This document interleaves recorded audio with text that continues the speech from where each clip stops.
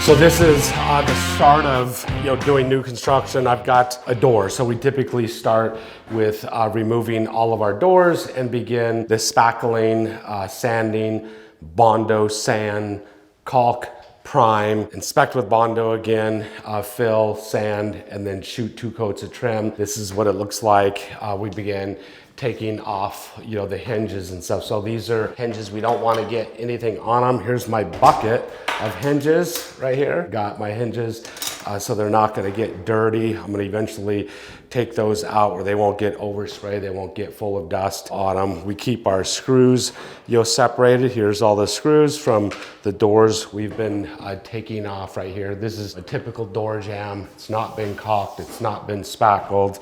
Now there's multiple ways you can do this when you get this door off. Now, everybody kind of has their own systems and processes. Once we get this door off, there's going to be some schools of thought that says, hey, you should prime before you caulk and spackle. We don't do that. The caulking that we use bonds to bare wood. The spackling bonds to bare wood, so it's not an issue. We just kind of have what works for us, and we do the priming after spackle, after Bondo, and after caulking. So, once again, if you're using inexpensive, fillers, sealants and stuff like that, maybe priming could be something beneficial to do before.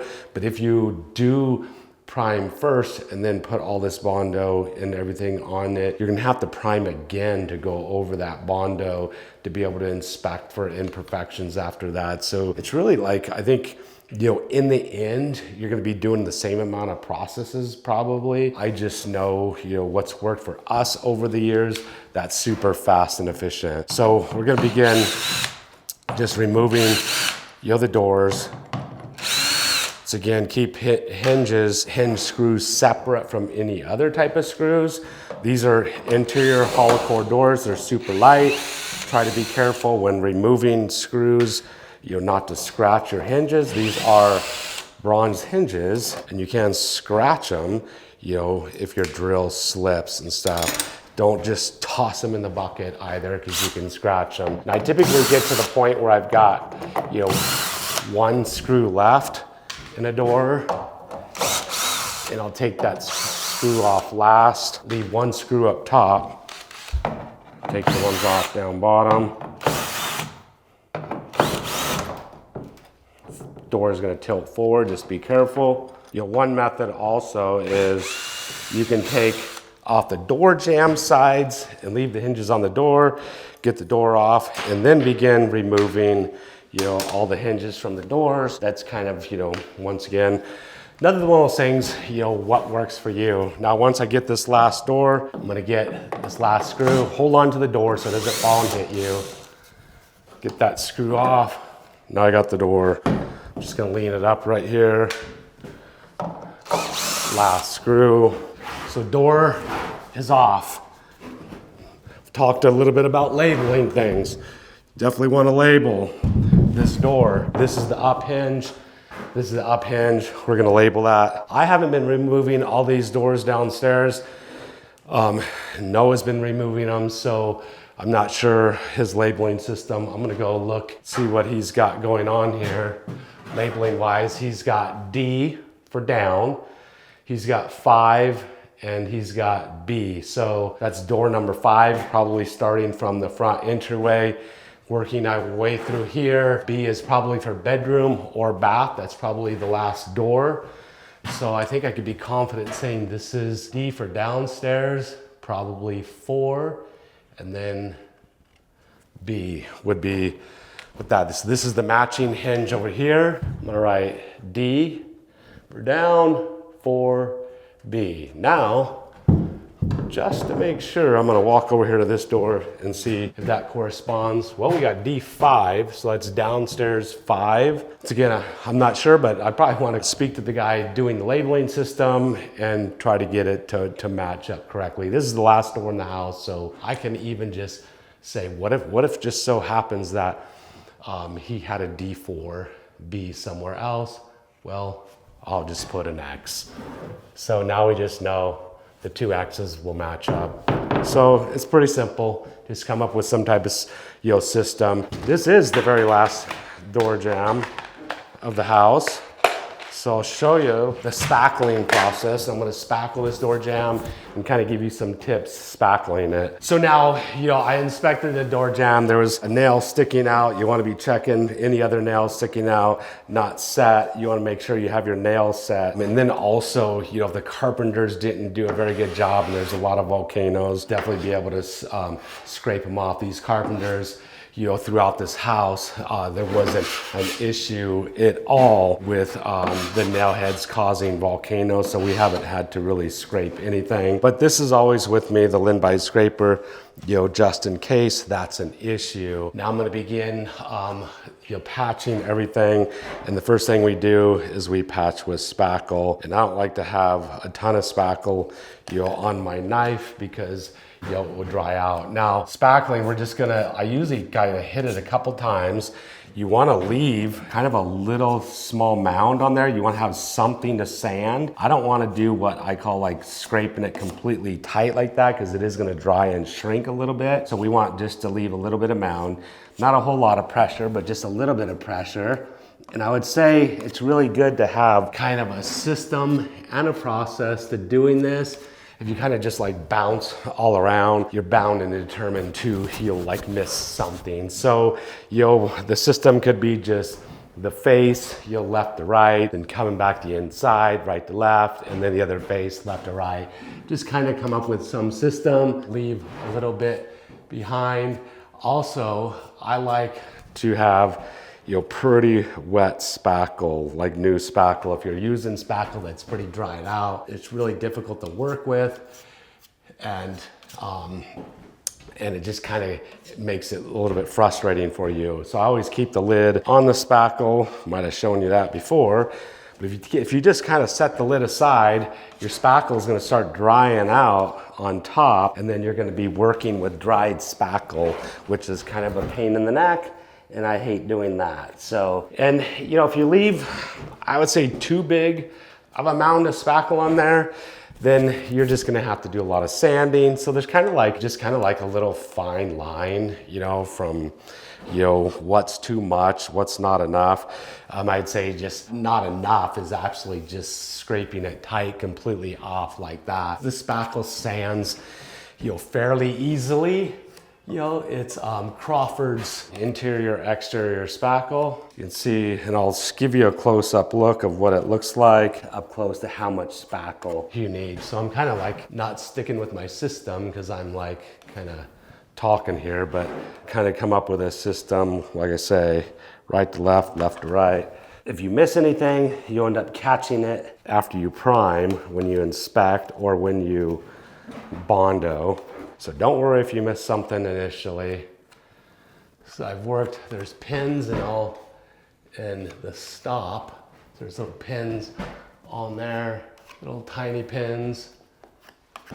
So we're filling all the pins. So I've worked up down that side. Now I'll work the other side.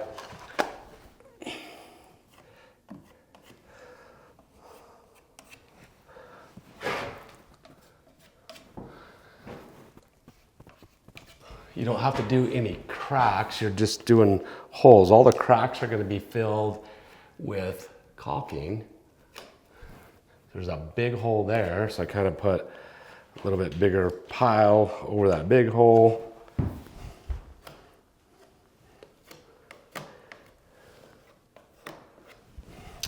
So I've worked my way around the door jamb. By having a system, by working up one side and down the other, you're going to be probably bending over less. So you're kind of like, we're trying to work smarter, you know, and more efficiently. The whole idea is to get the job done quick and efficiently, so you're making money. And the spackle dries fairly fast, probably in 45 minutes. You know, you'll be able to spackle, or you'll be able to sand, but a lot of that is dependent on temperature, humidity. One thing you don't want to do is start sanding your spackle or your Bondo too soon, because you'll ruin your abrasive. You'll get the spackle or the Bondo loaded up in the abrasive, and you can't get it out once it's what we call loaded, and so it's ruined. So door jambs spackled, I would move along to the next door jamb, begin, spackling the next one. I'll end up, sanding this, I'll Bondo it, and then sand it, and then we'll caulk it. But one thing what I don't want to do is caulk now, and because we could end up, ruining our caulking. If we caulk first, we could ruin our caulking. The caulking takes a lot longer to dry than the Bondo or spackle, so we caulk last. So baseboards, everything, I'm gonna begin working around the house. So this is what it looks like. We'll give you a close-up look of how much spackle is enough and not too much. All right, so I'm gonna get ready to start spackling, or not spackling, but sanding the spackle. So spackle's dried, I'm gonna sand the spackle flat. I wanna get rid of all the spackle except where the holes are, and then we're going to Bondo over that. So this is kind of the next step of the process. This is what it looks like.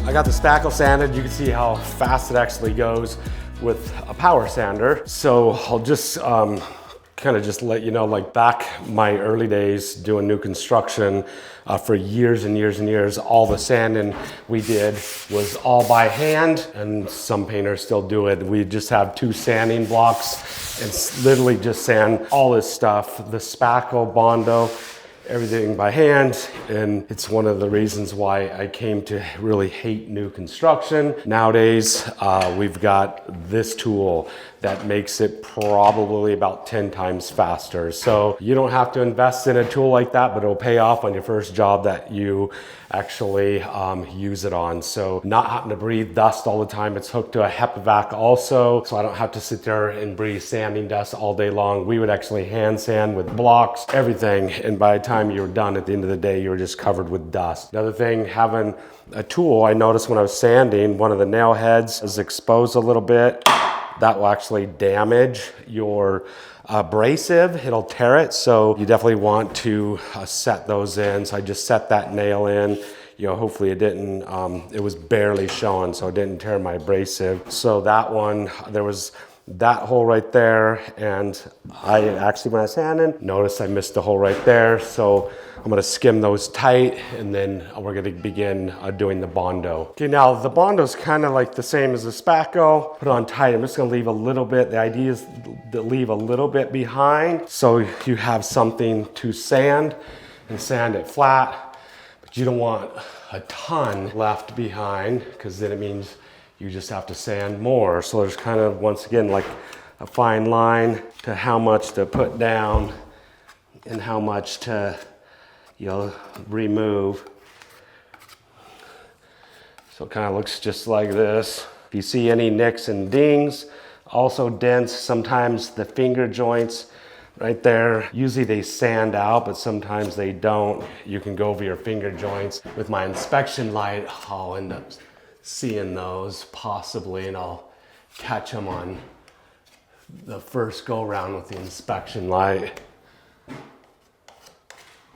Once again, this is probably getting a system, of, where you're going, so you don't miss anything, top to bottom, right to left. Don't have too much Bondo. Don't put too much on your, whatever you're using to hold the Bondo on. I'm using this plastic spreader. Don't put too much on there because it's just gonna dry out really fast.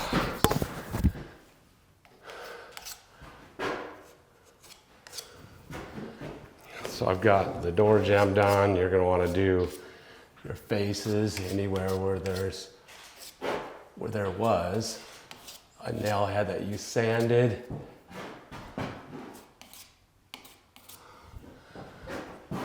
See one there. Bondo's a lot stronger than the spackle, a lot harder, a lot finer. So definitely takes a little more time. The spackle sanding goes really fast.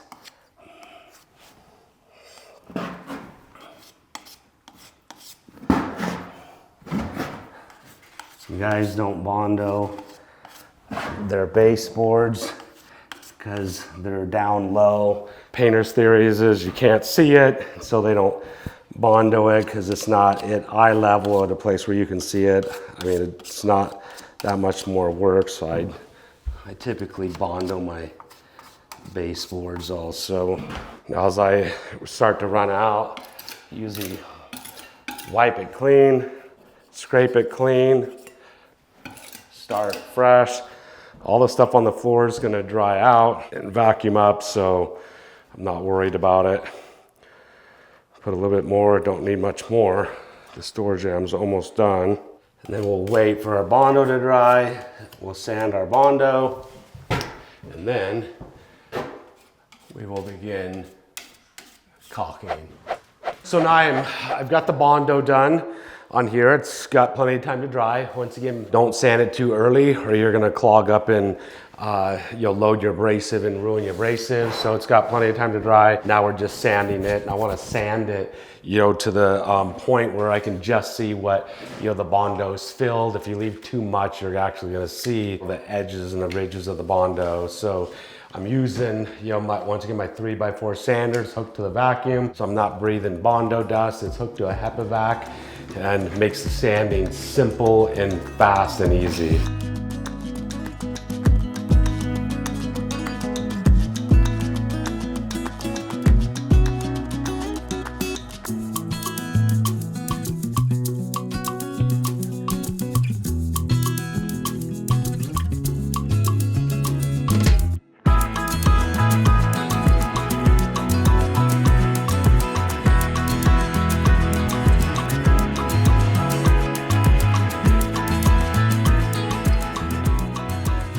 So I'm caulking, this door jamb, and I'm gonna give you a little tip. When this is MDF, which, when you spray it with, your paint, especially a water-based product, it swells up, kind of gets rough like sandpaper.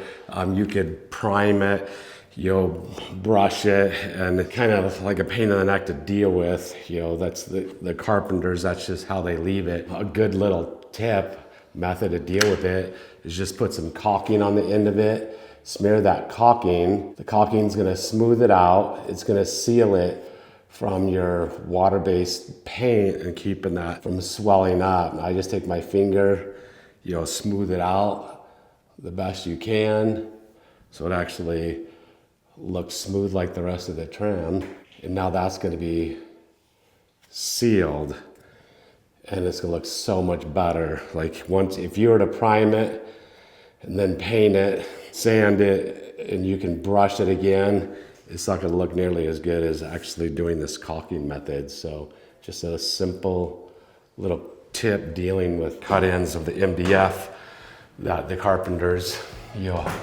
haven't put a nice reveal on.